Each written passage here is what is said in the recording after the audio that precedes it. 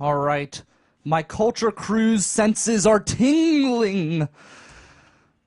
The Westinghouse Castle was just sold for $100,000 on a sheriff's sale. $100,000. And I believe the guy, from what I'm reading, the gentleman, Mr. Graff, who is the president and CEO of the Priory Hospitality Group on the north side, he purchased it. So it's going to be, from what I'm reading, a hotel, among other things. I'm sure there's going to be a restaurant. What a fantastic, beautiful piece of property. This beautiful clock tower they have up here. It is fantastic. Randy, of course, has been through the house, Randy of the Culture Cruise, which you can hear our latest show from Kentuck Knob, available at riversedgepgh.com and searching the River's Edge on iTunes. This looks fantastic. I got like the jitters just thinking about this beautiful, beautiful house. Beautiful house. It's a piece of architecture that was designed by Frederick Osterling, and I just have to see this place. It's just so beautiful, and I imagine if it's a hotel, there's going to be a restaurant. I can go in, and I can just kind of make myself at home, just like I do at the Omni William Penn and all of the other great places in town. The nice thing is, when you're a big shot celebrity, when you're the top dog in a small market, people bend over backwards for you. It's nice to be the king. You're listening to the River's Edge Radio Network. I am the most interesting man in the burg. Brian Crawford, Pittsburgh's moral compass, here to set you straight on the issues that matter. What do we have up today? We've got Slim Forsythe. He is a fantastic musician. He is the king of Needs Hotel, the prince of Needs Hotel, the master of music at that fine establishment right across the bridge in Lawrenceville. They have a very good fish sandwich there. They're known for their fish sandwich, and I will say it's pretty good. I haven't had anything there that I don't like, and it's a weird kind of bar because I don't feel like it's really set up for music, but they have music there all the time, and it kind of works. And they have it designed where if you can't find room in the bar area, which is where the music plays, they actually have the music on a closed caption television in the next room, so you could see the band performing in the dining room area, and you could still hear them, obviously. It's a small establishment. They have some sort of outdoor area, an outdoor seating area for music. I wasn't able to go there. They had an event, the Turbosonics were there, and they performed at the Need Hotel Amphitheater outside, but of course that day it rained. So I'm looking forward to getting back to Needs Hotel, but Slim's an awesome guy. Looking forward to having him. We have Amanda Narcisi of Bold Pittsburgh and Bold Nights Out, Wednesday mornings, 7 a.m. You missed it this morning, but it is going to be on demand this afternoon. Again, at riversedgepgh.com, powered by NGL WebTech. Amanda will tell you where to go, what to do this weekend, where to eat, where to drink. Good stuff with Amanda. We've got more donut trouble. If you remember, we were talking about Donut Day and the donut desert that we live in here in Pittsburgh, surrounded, stuck in the middle of the donut hole. And one of Pittsburgh's premier donut establishments, which is not open late, very good donuts. They finally started opening up at 7 a.m. in the Strip District, but they are still not open late enough to meet my expectations. But the donuts at Peace, Love, and Little Donuts certainly match my taste buds' expectations, but they're in some financial issues. I see, Tyler, you have something. You're interested in this. I love their donuts. You love their donuts, yeah. Apparently, donuts. Tax information. They're having some tax issues, and their owner is being investigated for tax evasion, I guess, when it comes to his bankruptcy. They said he was hiding income, allegedly, during his bankruptcy. I'm hoping it's a misunderstanding. I'm hoping, please, please, please, Jesus, let this be some sort of misunderstanding and allow the donuts to flow freely.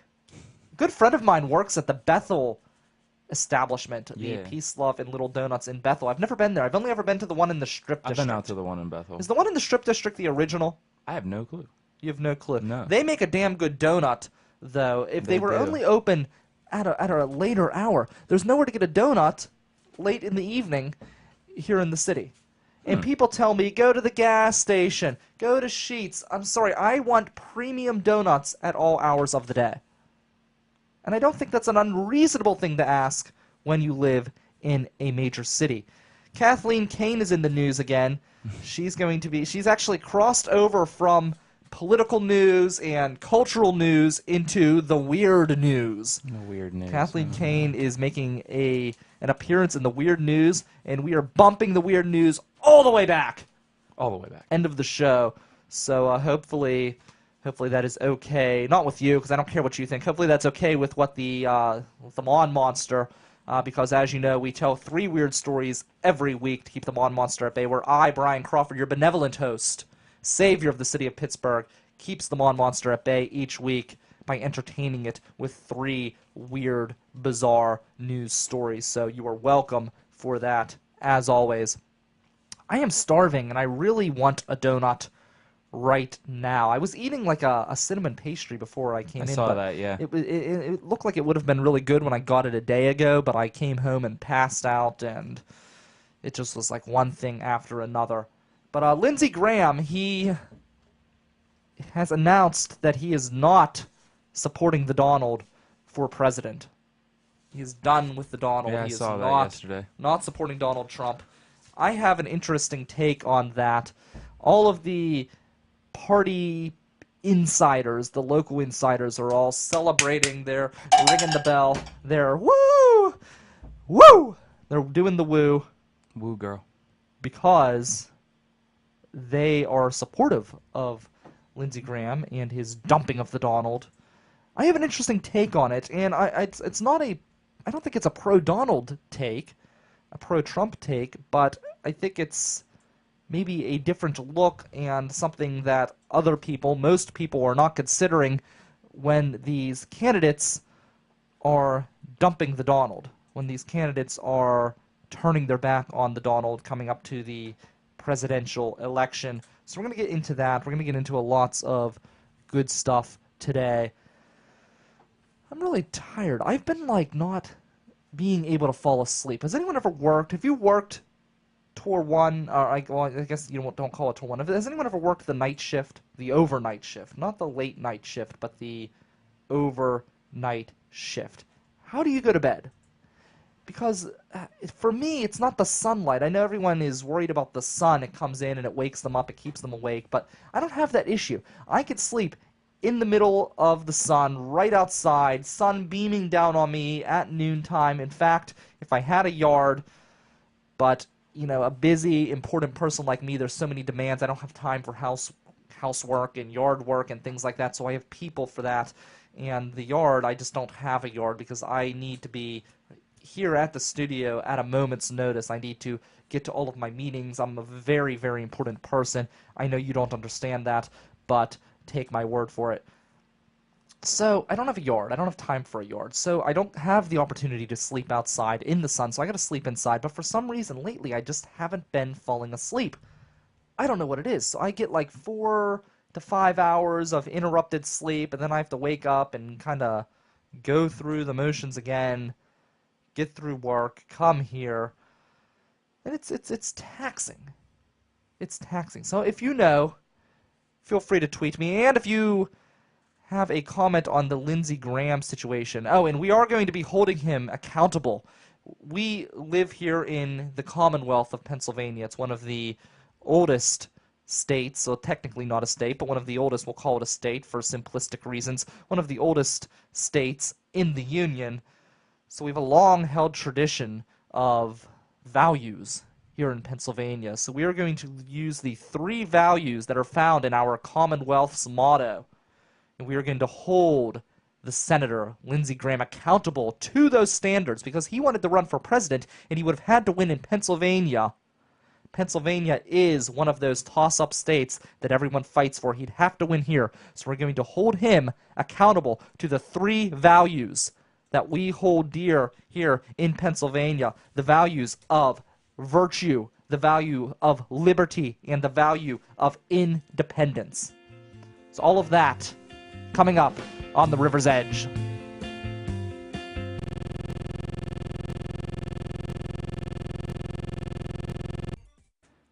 Right now, you're listening to the River's Edge Radio Network with Brian Crawford, Pittsburgh's moral compass and lover of good beer and good food. That's why I have Amanda on every week. She's going to tell me and tell you what to eat and drink. Amanda, how are you? Good. How is everybody today? We're good. We're here. We're tired. I've been up since... What time did I wake up yesterday? Sometime in the afternoon. So. Oh, no. Well, I work overnight, so... Coffee. I have coffee. I've got like this big 24-ounce thing of coffee, and I had a double latte on my way in, too, so... I am up. So how are you? What is new? I'm good. I myself enjoyed coffee this morning. I had an amazing dinner last night. We cooked at home after stopping at Bethel Park Farmers Market. Okay. So we were actually able to pick up like veal and fresh corn and things like that at a farmer's market, which is pretty amazing. That is awesome. So what is going on this weekend? I know the Arts Festival obviously is still going on. Obviously, that is the biggest event that's going on in the city, other than the Buccos are having an amazing home stance right now against the Giants this weekend. They are wrapping up the Mets tonight and then the Giants this weekend. But we also have the Arts Festival, obviously. One of the biggest things is that Guster is performing this weekend, which is huge. We heard that the mayor is a huge fan, so I'm sure he'll be down there watching as well. That is like the biggest event. But we have some other fun events. The Wiggle Whiskey is holding their annual Tar and Feather. This looks like a ridiculously hilarious event. So it's to commemorate the Whiskey Rebellion. And what they did back then was they tarred and feathered people as obviously a form of punishment back during the Prohibition ages. However, this is like a fun thing where these organizations like Assemble Pittsburgh, the Carnegie Museum of Natural History, and the library, they all get to tar and feather somebody in a creative way. And all this is also being around a great whiskey bottle sale. So all of their whiskey's going to be on sale, and a gigantic party that they throw. So this is kind of fun. It's in the Spring Gardens Barrel House and Whiskey Garden, and the pictures look amazing. We published the link last night online, so it looks like a really great fun event that's going on this weekend. Yeah, that's awesome. That's a great variety for people. They can kind of experience something completely different if they're just kind of needing a break from the Arts Festival. Exactly, and it's right across the river, up the hill, right past Ten Breweries. I mean, even if you want to jump and have some food at Ten Breweries too, that's great. But they're actually having two events. That's on the 10th. On the 9th, they're also having what's called Tipsy History. So this is kind of fun. It's basically Heinz History Center joined forces with Wiggle. Okay. And did like let's learn about what it was like to be a bar in Pittsburgh. Oh, that would be cool. But back in 1919. Okay. Oh, that would be fascinating. The speakeasies, things like that, right? Yeah. So it's a little bit of a trip down in history of like what was really Pittsburgh like back then. When there was something like, did you know there was over 4,000 counted stills before the Prohibition? Really? Wow. Like in Pittsburgh, in southwestern Pennsylvania. That's just what was counted and registered. Here, we thought the South Side was full of drunks. Right. And back then, oh my goodness, everybody was. So that's kind of a fun event, too. And, of course, we talked about other stuff this morning. There's a burlesque show this weekend put on by the Smoking Betties at Club Cafe. So if you're into seeing a little bit of burlesque and a little bit of fun, that's really a great show. They put on a great show every single time that they're on. Well, people don't realize, that's one of my favorites. Going back to what you said about so many distilleries, people don't realize how much drunker we were as a country before Prohibition. We went to Fort Necessity on the last culture cruise. We started there on our way to Kentuck Knob, and what I thought was probably the most interesting thing about the whole battlefield, which is fascinating. The entire story is fascinating of Fort Necessity and how it all transpired and what it led to that shaped our entire culture here in the United States. But what I found, and maybe this isn't the most interesting thing, but it was interesting to me, is the fort itself that we think of the fort, the big wooden stakes that come up out of the ground. They were actually put in there to keep the British out, to keep them out of the booze. It wasn't to keep the French out. It was actually to keep their own forces out from ransacking the booze. Isn't that insane? That is insane. I mean, even it blew my mind. It was ridiculous. A lot of people think the laws that we have in place now are crazy, but back then there were no laws. Yes. People were brewing in their backyards, in their basements, no regulation. I took a tour of Penn Brewery a very long time ago. The caves behind that building are actually built into the wall, and they did nothing but store the alcohol in there. So even things like the Pittsburgh landscape, on that hill, that brewery was put so that those caves can be built, so that they kept everything chilled back there. Wow. So something that small in our history is the reason why that building is still there. Yeah, that's incredible. Of course, we're saying this also because there's new legislation on the table today about alcohol going into supermarkets and things like that. So, I mean, that's free the booze. Too. Yes. We were talking last night that I guess $3 chucks will be a thing in Trader Joe's immediately. So, okay. Because if anybody doesn't know about Trader Joe's, I came from New Hampshire, where Trader Joe's and stuff, they're allowed to have alcohol in Massachusetts in their Trader Joe's. They have a $3 bottle of wine. Nice. That they make themselves. Anything else exciting? What's that? What did you say? They make it themselves, so it goes. Oh, they make it there. Okay. Oh, that's cool. They make it, their company makes it. So what it does is they literally can ship it the next morning. Like as soon as that bill gets signed, they can ship that right to their grocery store. Wow, that would be fantastic. So that's kind of something. But that's the weekend. A whole lot of tipsy history going on at Wiggle Whiskey is basically the theme. If you want to get away from the Arts Fest for a night. Anything people should read on the website? Well, we have a little bit of craftiness going on when it comes to. Okay, so we're having a lot of rainy days too right now because we all know it's summertime and we have this fun like Florida sprinkles. Plus, it's the Arts Festival. It has to rain. And it's the Arts Festival. It seems like hand in hand.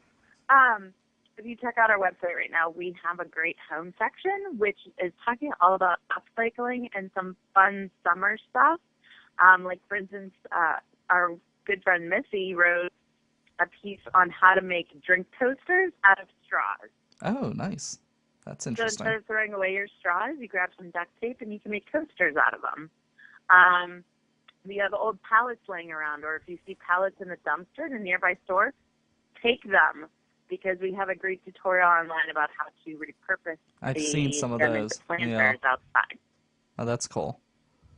So that's a whole different section we have. We also have our event section is live and kicking with what's going on at the Pittsburgh Public Theater right now. We have an amazing show right now called Venus and Furs, and it is like this. Literally, it had me laughing, it had me crying, and literally gasping for air and shockness at some point. So it's a really great show right now. That the Public Theater, if you can get there, it's like $30. Various times and dates. It's amazing. So we have a little write-up on that. Very cool. Check them out at boldpittsburgh.com. You're on Twitter. You're on Instagram at boldpgh for the Twitter. Your Instagram is a little bit different, right? What's your Instagram? At Bold Pittsburgh. At fully spelled out. All right. Very cool. Check them out and listen to Bold Nights Out on demand. It'll come up sometime this afternoon. Thank you so much, Amanda. Thank you, guys. Everybody have a great day. You too. Up next, we're going to talk about Lindsey Graham and his decision not to endorse the Donald here on River's Edge.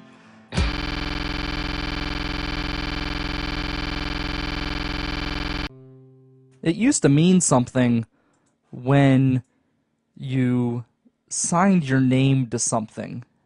A handshake used to symbolize something. When I was a scout, we did the scout oath and the scout law, and we pledged on my honor, I will do my best to do my duty to God and my country. And you said these things, and it actually meant something. They were words you tried to live by. Whether you were in scouts or whether you were in some sort of fraternity, you usually had some sort of standard. Whether you're in some sort of a religion, there's some sort of oath or some sort of commitment that you make. If you're a Christian, you go through confirmation. If you're of the Islam religion, you make the Mecca. There are different oaths, different obligations you make. Some of them are life-changing. Some of them are very, very serious. Some of them are very important. Other oaths are maybe not as cataclysmic, not as earth-shattering, not as life-changing, but they're still commitments that you make, and you have to live by those commitments. When you go to jury duty, you swear on the Bible. Whenever you get an oath of office, you swear on the Bible. You know, you make an oath to uphold and defend the Constitution. Even when you work as a government worker, you have to take an oath of office, just like a politician does. Even if you're not an elected official, you're just working for the U.S. government, you have to take that oath of office. And that oath is supposed to mean something. You are solemnly swearing to uphold a certain value or defend a certain right. There are different things that you swear to when you take an oath. Lindsey Graham swore that he would support the Republican nominee no matter who it is. Jeb Bush swore that they were going to support the Republican nominee no matter who it is. Well, they didn't get what they wanted. They didn't get the establishment guy. They didn't get the guy that they play golf with on the golf course. They got Donald Trump. And now they're throwing a temper tantrum. I want Donald Trump. I don't want the Donald. So they're throwing this temper tantrum, and now they have decided not to endorse the Donald, not to support the Donald, not to even vote for the Donald.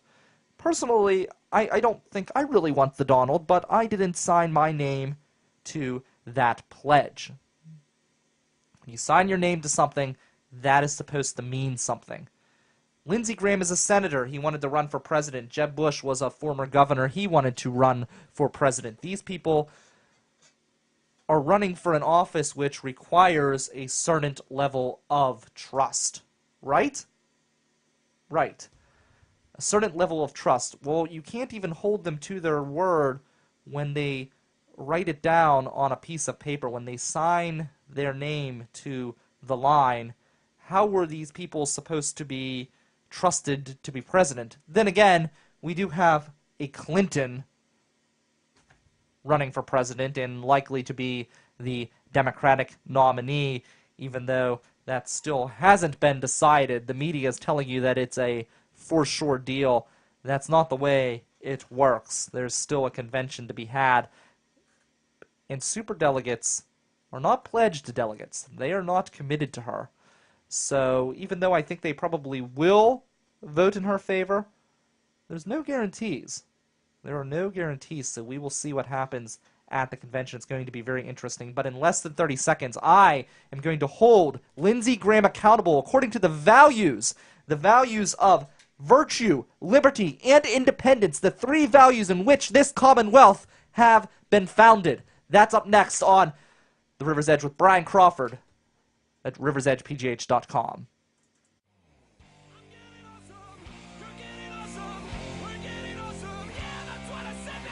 Hi, I'm Mike Storr, host of The Awesome Cast, which you can hear right here on River's Edge Radio. We're talking tech, getting geeky every week with people from Pittsburgh in the industry. Go check us out, awesomecast.net, or listen to us right here on River's Edge Radio, Thursday mornings, 8 a.m. after Funny Money. Lindsey Graham, you define a career politician. If I were to look up on my phone right now, go to dictionary.com and look up career politician, I may very well see your face right there and your name listed as a synonym. You are a career politician. Do you stand for the values that we hold true in the Commonwealth of Pennsylvania? The values of virtue, the values of liberty, the values of independence? Let's find out. Lindsey Graham, the Donald made you his bitch when he pulled out his phone and read your cell phone number off to an entire crowd of people and an entire nation through the media. He made you his bitch. He exposed you for who you are, a puppet being pulled. Your strings are being pulled by mega corporations and mega sponsors, just like a career politician, owned by the big businesses who have paid your way to success. Big businesses, labor, these are the types of organizations who buy and own the politicians you see running for office. Independence. Lindsey Graham, you are not independent by any measure of the word. You are, as I said, a puppet, a pawn to the powers that be. You're a party engineer. You like to lead the sheep to the slaughter. Lindsey Graham, you do not believe in the values of independence. No. In fact, you like sheep. You like people being herded together, herded and led to the way that you want people to vote. You, sir, do not believe in independence for the people of this Commonwealth. Virtue. You're a hypocrite. You're a hypocrite. You signed the pledge. You signed the pledge to support the Republican nominee, and as soon as you didn't get your way, you ran the other way. You ditched the pledge completely and went the complete different direction. I think you're just a little butthurt because the Donald messed your day up. Let's not pretend, Lindsey Graham, and this is what I'm hearing from the party elites, let's not pretend that Lindsey Graham is some stalwart for principle. He's a hypocrite. An absolute hypocrite. It's not a mighty fortress is our elephant. The GOP is not the grand savior of this country, and their way is not leading us to a freer, more prosperous nation. It's anything but holy. People are always saying that the grand old party is so valued and up for values, and people are praising Lindsey Graham. People are praising Jeb Bush. George Bush also isn't voting for the Donald, but he didn't sign the pledge for this presidential election. They're praising these people as great, principled people standing up against racism and bigotry and all of that. But let's be honest, the grand old party has been pimping racism and bigotry for years now. This isn't anything new. The Donald is a result of what people like Lindsey Graham have orchestrated. He is the result, not some crazy cuckoos destroying the party. He is exactly what you asked for, and he is exactly what you deserve. And I think it is time that the Republican Party goes the way of the Whigs. Slim Forsythe up next.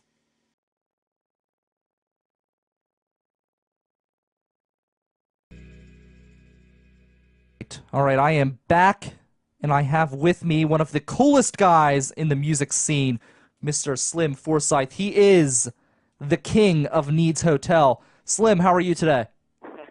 I'm fine, thanks, Brian. Nice to be talking with you. Thanks for the opportunity to talk with your listeners. Yeah, it's my pleasure for sure. I was excited to get your email. I've seen you perform a few times down at Needs Hotel. I was actually, when I first was exposed to you and your music, it was completely on accident.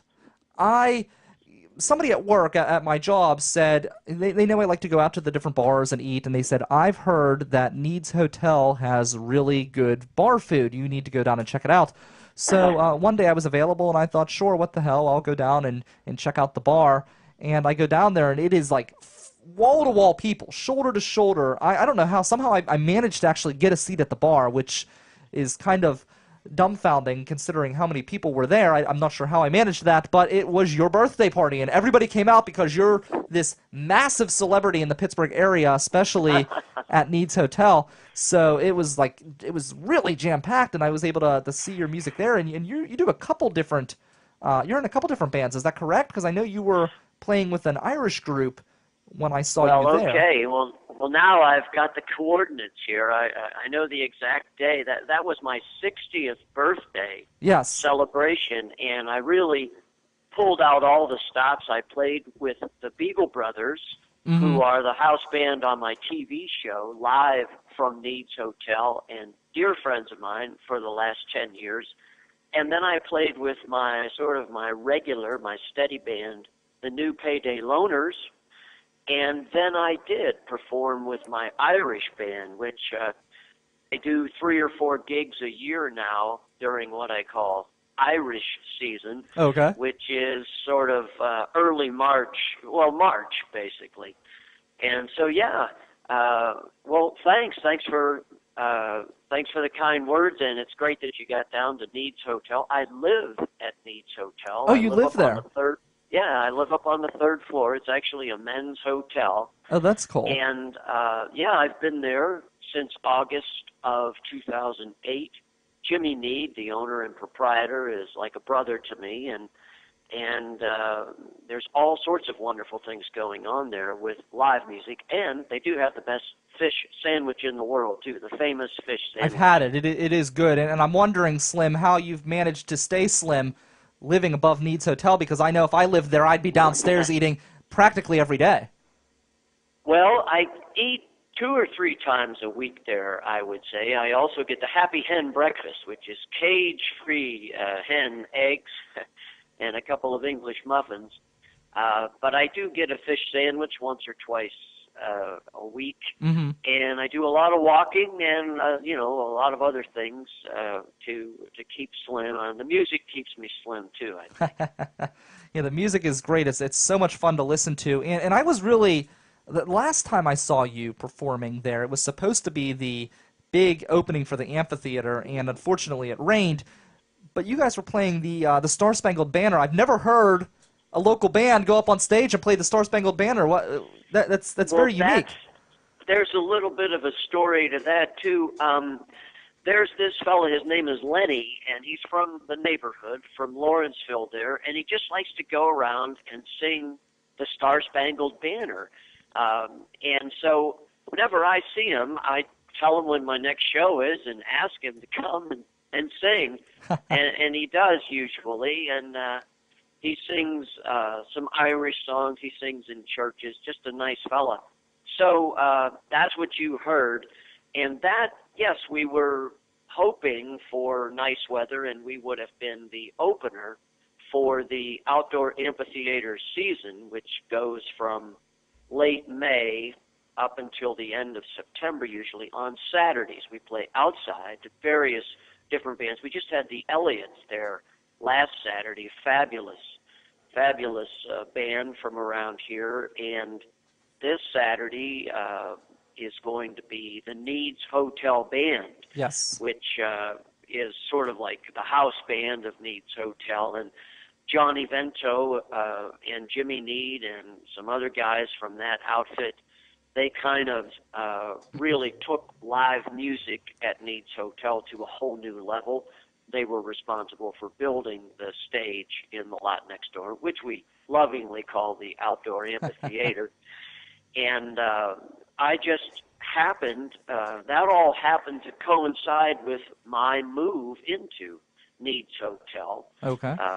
In the summer of 2008, and I've just been kind of tagging along for the ride and having a real blast. But when you saw me recently, that was May 21st, I was performing with a surf rock band. That's another thing that I do occasionally.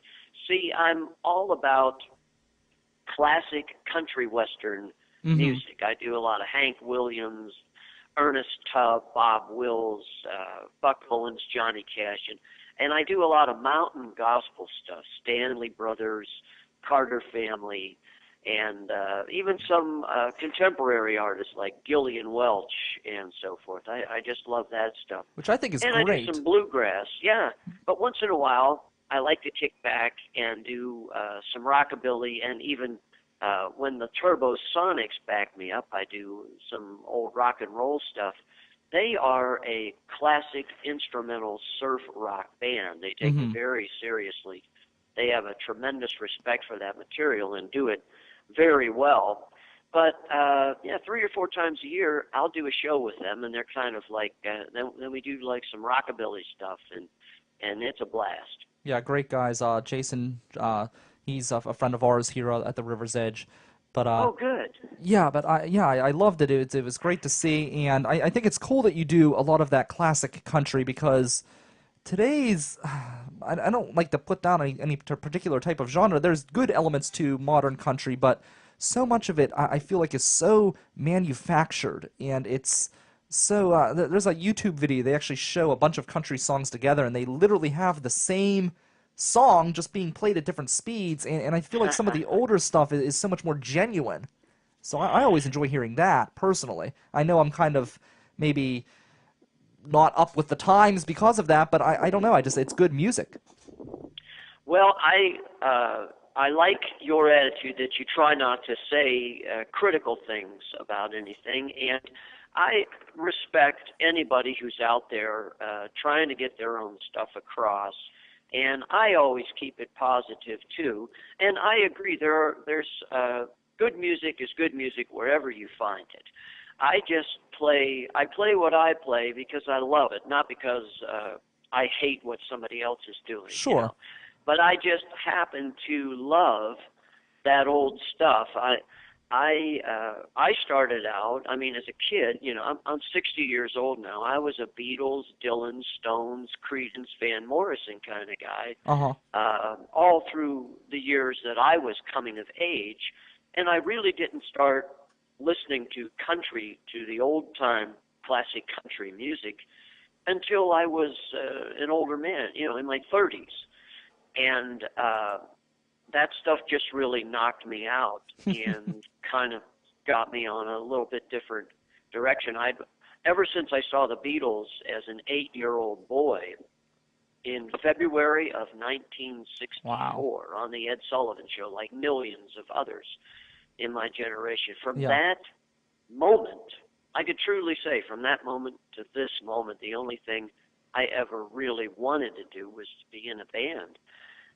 But it was only as a man in my 30s that I sort of got on the road to the classic country western stuff. And when I say classic, the stuff that really grabs me is like sort of around a little before and a little after World War II. The Hank Williams started to come out in like 46, 47. Yes. Bob Wills and all that fabulous Texas swing stuff, some of that went back into the 30s, and sure, Ernest Tubb, and so I do some stuff. I do a little bit of everything now, but that's the era that really grabbed me. Yeah, and I want to clarify too. You can tell the more manufactured versus the genuine, even in modern music. I feel like if you listen to it, you can catch the artist's emotion. Do you agree? Well, I think, I always like to say that a lot of the people that we look back on now as authentic, iconic even, were often in their day criticized as being innovators, city slickers, artificial. And so it's kind of a relative thing. But I do agree with you nonetheless. There's a power and an authenticity and a spirit that comes across, to me at least, in the older stuff that I think sometimes is missing See, Slim, I think But again, some of a lot of the people again that we hail as giants of the genre, they did a lot of stuff that is eminently forgettable. Stuff that we don't listen. If you ever do go like back into the archives or get those huge compilations and sit down with those on a slow day, there's a lot of stuff they did that really wasn't too hot. Sure. But over the years, the gems have been handed down, and yeah, I get it. I know what you mean, and I even feel the same way about classic rock. Mm-hmm. I think there's something that happened after the early 70s, and I just really don't enjoy listening to most music that came along after that. Huh. And I think it had to do with the production, things that I really don't understand, just sort of guess or would need to talk to sound recording experts about. Sure. But there's just, the stuff before 73 and 74, when I listen to that, it just hits home. It just sounds so good. Yeah. And then stuff that came afterwards, to me, sounds overproduced. I think it had a lot to do with how they set up the drums and, of course, keyboard synthesizers, whatever. But that's just my 2 cents worth. Like I say, I can see that because even in my craft, I look at a lot of talk shows and a lot of radio shows and podcasts, and to me, a lot of the overproduced shows lose something almost because they use sound effects and they use gimmicks almost as a crutch instead of just allowing their own talents to kind of shine through. Yeah, I think that's true. I like to say the sound I'm going for in a live performance, I'm always going for the way it sounds in the corner of somebody's living room with absolutely no amplification whatsoever, with acoustic instruments and voices singing into the air. And but you can't do that in a crowded bar. You got to have some amplification, and so. But I'm always trying to get back to that sound. I've also done some recording. I've put out 2 full-length records, of which I am proud. One came out in 2009. That was called "Bury Me Up on That Northern Tier." Mm-hmm. And my second full-length record came out at the end of 2011. That was "Down on My Knees at Needs Hotel." Again, that's the title track. And I say, if I could just promo an upcoming show. Sure, absolutely. I'm going to be holding court at Needs Hotel, what we've been talking about, a couple of Friday nights from now, Friday, June 17th. That's going to be a fabulous show. I'm going to have a great country western combo with me, a little quartet, pedal steel guitar, stand-up bass, fiddle, and myself, acoustic guitar and vocals. We're also going to have a guest, dear friend of mine, Jane West, from out in Ligonier, Pennsylvania. She's going to be joining us at Needs Out my Hotel. way. I grew up in Westmoreland County. I live in the city now, but I grew up out that we way. call her the Westmoreland County Wonder, Jane West.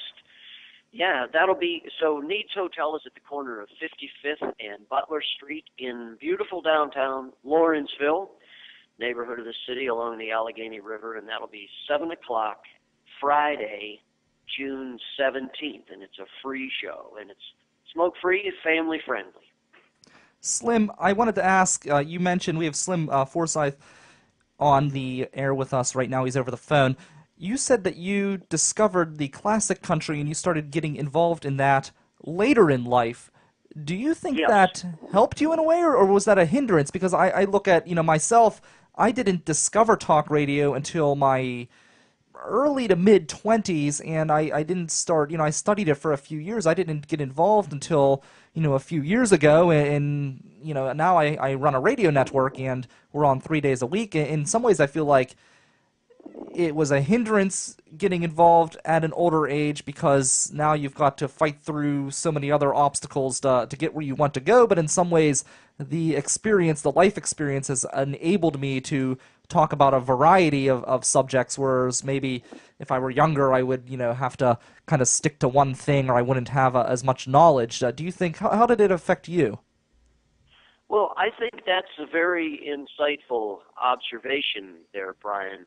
Of course, if the goal was commercial success, and who doesn't want to have a hit song, Sure. and be world famous and tour, I would have loved to have had opportunities like that, and who knows what might be around the bend for me in the future. But if that was the primary goal, then probably the later you start, the less chance you have to make it, as they say. The old A&R guys, that was the first question out of their mouths. How old is the band?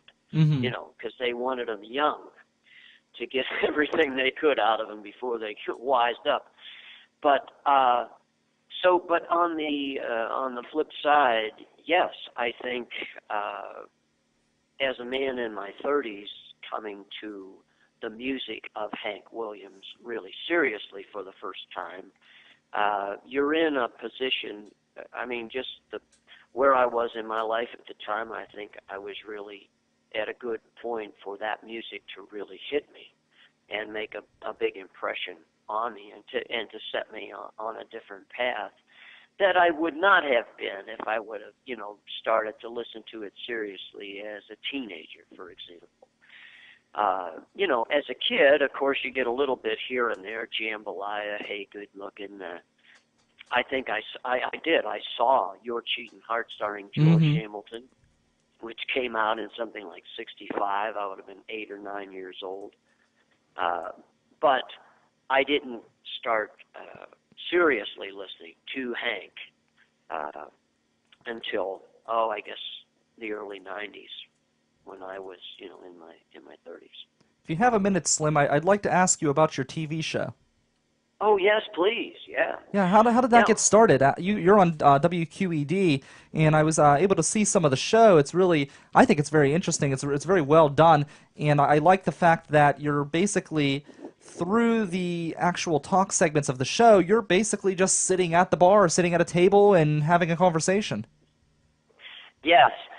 I think the thing that was in the back of my mind for that format was what I think was the greatest concert movie of all time, The Last Waltz, by the band, and how Martin Scorsese and Robbie Robertson and Levon Helm so artfully interspersed the talking in between the various musical numbers. And that film made a huge impression on me. And so we kind of took the same approach. We were performing live, and we really were live from Needs Hotel. The people in the audience paid dearly to get a seat because we raised the money to do that through a Kickstarter campaign. And one of the big premiums was, 2 seats in the bar. Yeah. But so we performed in front of a live audience out in the bar, but then came back a few weeks later and did those segments and really sat there and talked for about 3 hours. And God love him, Dino Gabriel DeStefano had to take 3 hours of our rambling and condense it down into a series of succinct intros, intros and outros. And he did. I just want to say that show was directed and produced by Dino Gabriel DeStefano, a Grammy Award-winning sound recording engineer. That's fantastic. Who, you asked how it all started. I was on a little bit of a streak in the early part of 2014, and so I just sent a little message out to everybody I knew in the entertainment industry, and I said, would anybody be open to the idea of sitting down with me at Needs Hotel and talking about a TV show? And Dino really was the only guy who took that seriously and got together with me shortly thereafter, and that's how the whole thing started. It's amazing how some people can kind of almost see the future. We've been very fortunate with a very benevolent municipal development corporation here in Millvale that's helped us out. And it's amazing how one person can kind of almost see the future and see how something's going to work out, and they're willing to take that chance on people. Yeah, well, it kind of coincided with the work that he had been doing with the Beagle Brothers. He produced probably their first their last three or four CDs, and I had worked with him briefly with the Beagle Brothers doing one song that wound up on my second record. So I knew him through that, and so we brought the idea of the Beagle Brothers as the house band for the show into the television show idea. So he was, really on board with that, and then one thing led to another. We got Molly Alphabet to be our special guest star, and part of that was her husband, Chet Vincent, was the guy who turned me on to the whole idea of a Kickstarter campaign to raise the money. And right from the start, the idea was we're going to go online, we're going to raise the money and make one pilot episode, broadcast quality pilot episode that we will then try to parlay into some kind of a series. And I still do want to make more. We're talking now about making a Christmas show live from Needs Hotel. Christmas show under the auspices of WQED television. But I want to thank WQED for having the faith in us to broadcast the show twice, and you can also see it on their website. And there's also a longer version out on YouTube. We actually had to we had about a 50-minute version, and we had to get that down to about 28 minutes. Okay. To get it on channel 13. Sure. So there's a longer version, and you can find all that just by looking for Live from Needs Hotel, and that's NIED''S, Live from Needs Hotel. And thanks for the plug. That was a big part of my life and myself that I threw into that baby, and I'm just thrilled with how beautifully it turned out. Slim, before I let you go, I have to say, the last Penguins game on Monday, the Metallica came out and they performed the national anthem, and it did not do the Sharks any favors. They lost the game, but I feel like, in as much as I love Jeff Jimerson, if maybe Slim, you and your band go in, you play the national anthem, that may be enough, just enough to push the Penguins over the edge and win the cup here in Pittsburgh. What do you say? Would you be willing to do the national anthem at Consol Energy Center? Of course, I would, and just have your people talk with my people, and we'll set it up. I'll get on it. I'll do what I can. All right, that's all right. Slim Forsythe, great musician. You can check him out. You're on Facebook. Anywhere else people can reach you? Facebook, Slim Forsythe at hotmail.com. Drop me a line. I'll get you on my list, notices of upcoming shows. But I'm on Facebook, Slim Forsythe. And out on YouTube, just search. You can see all kinds of wonderful stuff out there. All right, that's Slim Forsythe. I'm Brian Crawford. Up next, we have your weird news and an update on the monkey business at the Cincinnati Zoo on the River's Edge.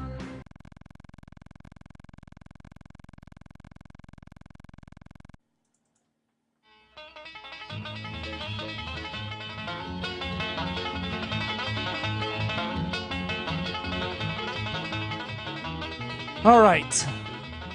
Your weird news, saving it to the end because I think it's so interesting. It's right here in Pennsylvania. Kathleen Kane in the news again with another controversy. The woman cannot just get away from controversy. It's kind of like a bizarro Twilight Zone thing where apparently she works with her sister, and it's not just a sister but a twin sister, and her twin sister is now suing her for unfair wages. Her sister is suing Kathleen Kane. Her sister is named Ellen Granahan. She says that she is not getting paid the same level as a man would in the same position. So she's basically accusing her female sister of being sexist against her sister in the way that she is paying her. So currently the Attorney General is now involved in another controversy, family controversy, and yeah, she just can't get away from it, and this is actually making national news. This was found from the Huffington Post. Oh. So Kathleen Kane in it again. Speaking of women, that mother, the negligent mother who caused the death of an endangered gorilla in Cincinnati, will not be charged with child endangerment. Yeah. So she is getting away with murder. Murder. Pretty literally, in a sense. And I don't understand the argument that the Attorney General is giving in Ohio is that, oh, kids get away, things happen, she could have looked away for a minute. Well, how in the hell does a kid perform a freaking ninja stunt to get over all of the barriers and obstacles to get to that silver-assed gorilla? When I mean, it would have taken a lot of effort to do so. And I just don't see how it's possible. Yeah. How do you not see this? I mean, I can even understand him getting away from you for a moment, but don't you think you would realize it before he's in the freaking pit? But now we have a gorilla dead and a spoiled mom getting away with murder on the loose. And I just wonder, has she even learned her lesson? I kind of doubt it. Yeah, I doubt it very much. We got Mike McMullen up next week. We're going to talk to him about my views on the racist Republican Party. Does he agree with me? Does the Republican Party need to go the way of the Whigs? Do we need to see a new major party come to national prominence? Oh, man. We're going to discuss that with Mike next week. And what else do we have? Do we have anything coming up next week? We'll figure it out. Stay tuned to the Twitter and the Facebook. We'll see what's going on. But lots of good stuff next week. As always, Pittsburgh's voice for local music, Brian Crawford. Peace out.